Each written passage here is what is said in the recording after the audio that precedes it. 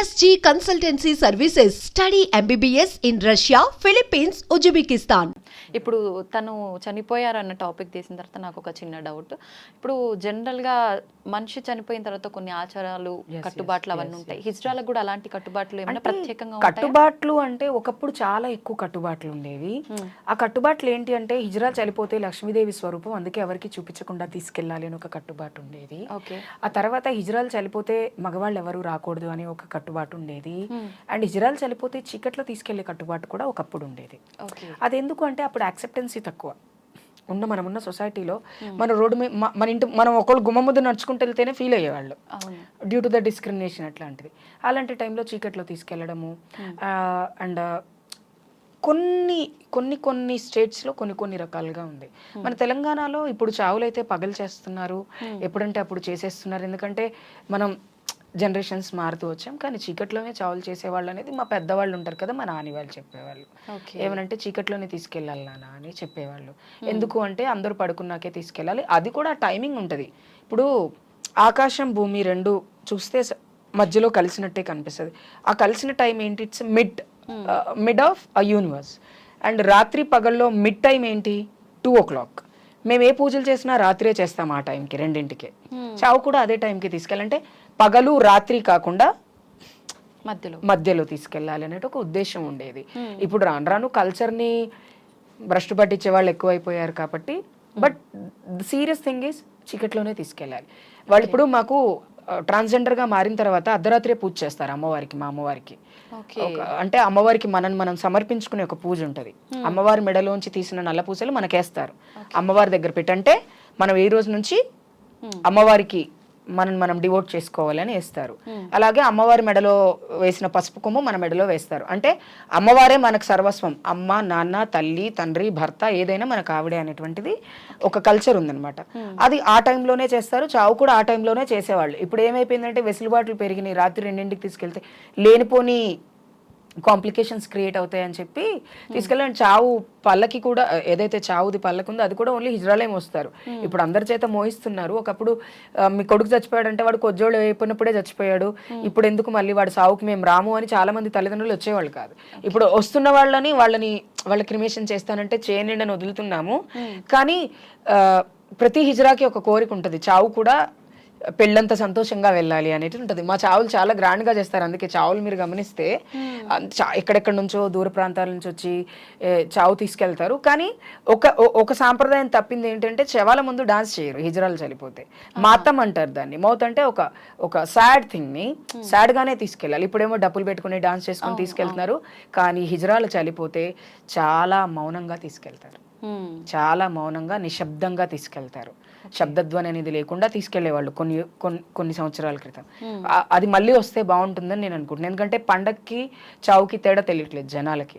So దాన్ని మన ధర్మాలని మనం ఎప్పుడు కూడా పాటించాలి అనేటువంటిది. సో ఈ ధర్మాలన్నీ ఉంటాయి.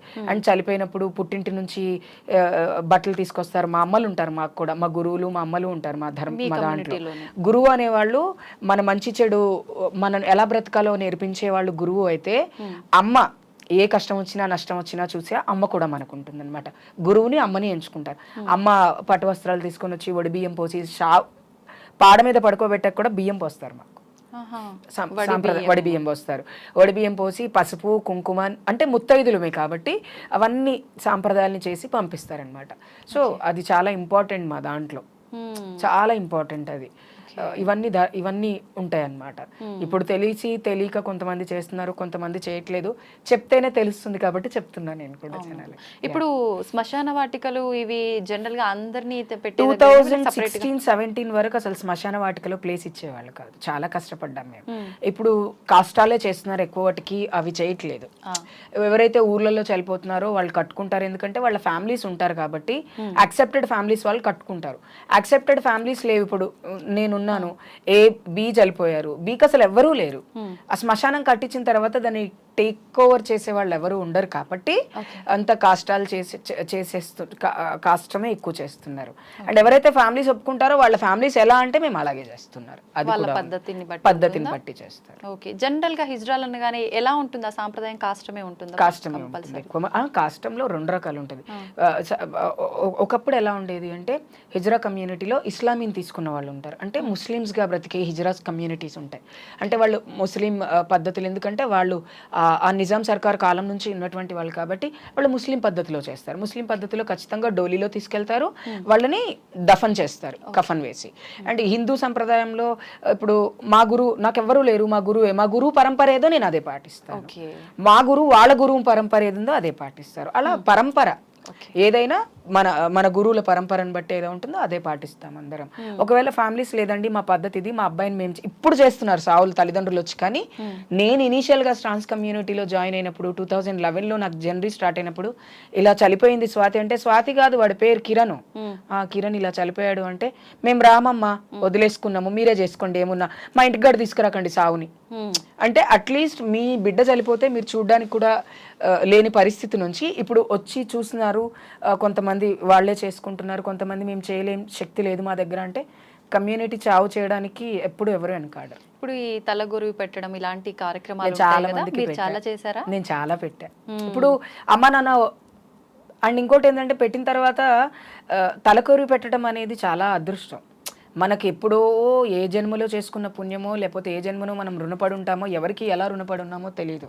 నాకు అసలు ఎవరో తెలియని వాళ్ళకి కూడా నేను తలకొరివి పెట్టా. జస్ట్ చావుకి వెళ్ళినప్పుడు అయ్యో ఎవరు పెట్టడానికి ముందొస్తలేరు చంద్రమ్మ అంటే నేను పెడితే టీ ఎవరో పెట్టేదేంది బిడ్డ, అంటే కొజ్జా అన్న వర్డ్ బూత్ అస్సలు కాదు, దీన్ని బూతుగా పరిగణించకండి.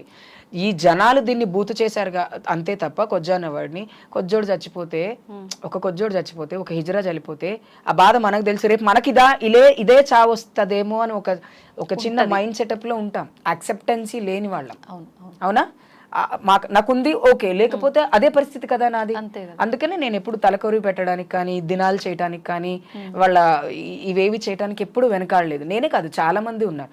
మొన్న సుమమ్మ అని ఉంది, ఒక స్వీటీ అని నా కూతురు చనిపోయింది, అన్ని తన ఇంటి ముందే చేశాం, సుమమ్మ వాళ్ళ ఇంటి ముందే చేశాం. ఎందుకు చేశాము అంటే వాళ్ళ ఇంట్లో వాళ్ళు చావుని తీసుకెళ్ళను మేము చేసాం. ఆ ఖర్చులు అవన్నీ కమ్యూనిటీ భరిస్తారా? అంతే. గురువులు పెట్టుంటారు మీరు అలా? ఒక 7-8 మందికి తలకొరి పెట్టడం కూడా నా కమ్యూనిటీకి నేను చేసుకున్న సేవగా తీసుకుంటాను, దాని ఏదో పుణ్యం కాదు, సేవ అంతే. మీ కుటుంబ నేపథ్యం ఏంటి? మా అమ్మ నన్ను చాలా ప్రేమగా చూసుకుంటారు. మా నాన్నగారు లేచి చనిపోయారు. ఆయన ఉన్నప్పుడు నన్ను బాగా యాక్సెప్ట్ చేశారు. ఆయన చనిపోయిన తర్వాత ఆయన బాగా మిస్ అవుతాను నేను మా పప్పాని. రీసెంట్ గా 2014లో చనిపోయారు నాన్నగారు. 10 years అయిపోతుంది నాన్న చనిపోయి. నాన్నకి నేను రెడ్ కలర్ పట్టు చీర కట్టుకొని ఒంటి నిండా నగలు పెట్టుకొని పువ్వులు పెట్టుకుంటే మా నాన్నకి చాలా ఇష్టం. అందుకని దసరా మా నాన్న ఎప్పుడు ఆయన బతుకున్న రోజులు నాకు దసరా పండుగకి చీర తెచ్చేవాళ్ళు. ఇప్పుడు మా చెల్లెలు మా బావ వీళ్ళు తెస్తారు. చాలా హ్యాపీ. మా చెల్లెలు నన్ను చాలా ప్రేమగా చూసుకుంటారు. మా అన్నయ్య మా తమ్ముడు వాళ్ళందరూ బాగా చూసుకుంటారు. ఎంటైర్ ఫ్యామిలీ, మాకు చిన్న ఫ్యామిలీ కాదు కదా, 4 మేనమామలు ఉన్నారు, 5 పెదనాన్నలు ఉన్నారు, అందరూ బాగా చూసుకుంటారు. నన్ను ఎందుకు యాక్సెప్ట్ చేశారు అంటే నేను ఉద్యోగం చేస్తూ సొసైటీలో ఒక గౌరవప్రదమైనటువంటి గుర్తింపు ఉంది కాబట్టి యాక్సెప్ట్ చేస్తారు, లేకపోతే చేయరు, ఎవరైనా ఎవ్వరూ చేయరు. But my family is a big support for me.